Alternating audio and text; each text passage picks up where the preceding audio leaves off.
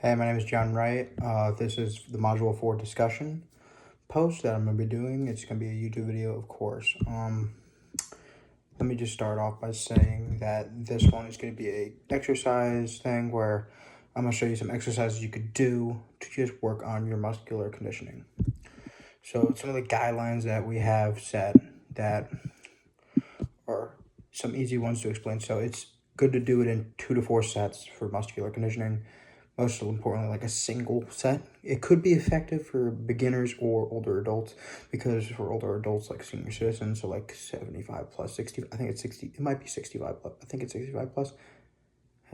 Correct me if I'm wrong, but it might be 65 plus. I'm pretty sure it's 65 plus, but you can obviously mess yourself up, especially for beginners who don't know what they're doing exactly, but also it is very important.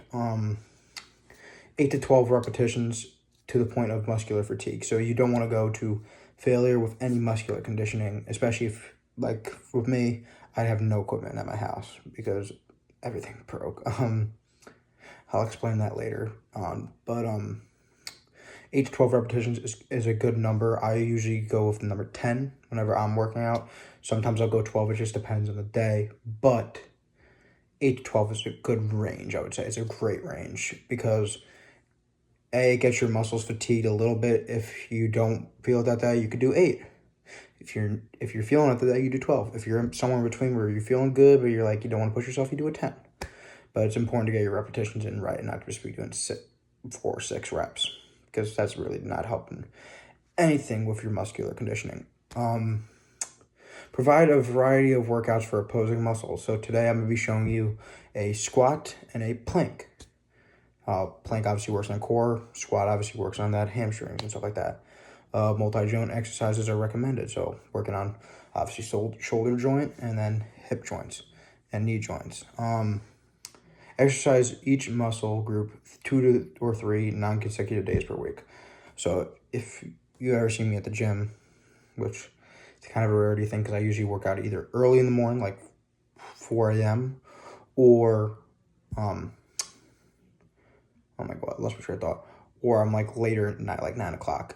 But I usually work out legs pretty much 3 days a week. And then my other days, so I usually go Monday, Wednesday, Friday, I do legs.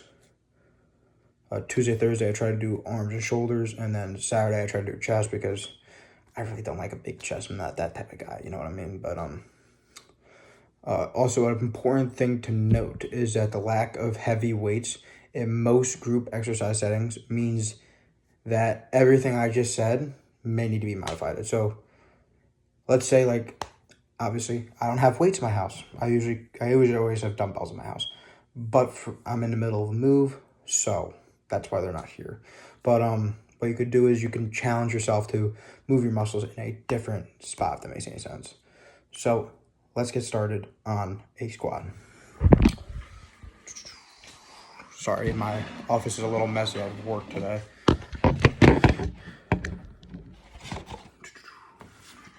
Okay.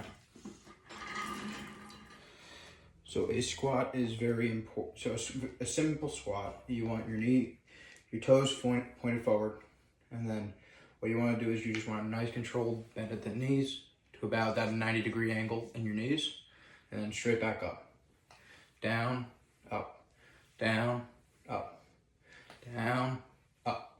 Now I usually do that for about 10 sets. So I do 4 sets of 8 or 10. A progression you could do is called a box squat, or some people might call it a chair squat. But as you can see, I'll bring my little chair right here.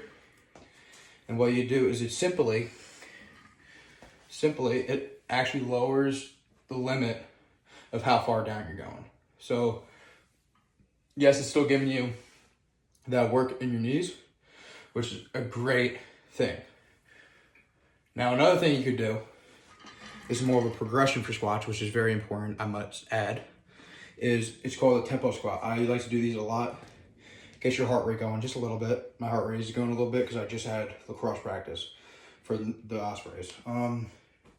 Sorry. It's called a tempo squat. So a tempo squat is, I like to call it obviously it's a tempo squat, but I usually do it for pull-ups because I suck at them. But what it is when you get yourself going in a rhythm. So when you're doing like 4 squats, so let's just say bang, bang, bang, bang, bang. And then what you'll do is a tempo squat is you time yourself going down. So I usually like to do, start 3 seconds and move up to 5. So I'll go, ready? 1, 2, 3, and then explode back up. 1, 2, 3, explode back up. Now let's move on to 5. 1, 2, 3, 4, 5, explode back up. Very simple thing, very challenging, because what it does is it locks up all these muscles down here, thus making them a lot stronger. Here we go, ready? Time for planks. Gotta figure out I'm gonna set you all up, so I'm probably gonna set you up like this. For starters. Oh, sorry, that's actually a bad camera angle, hold on.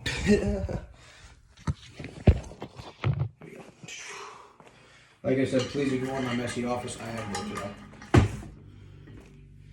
So,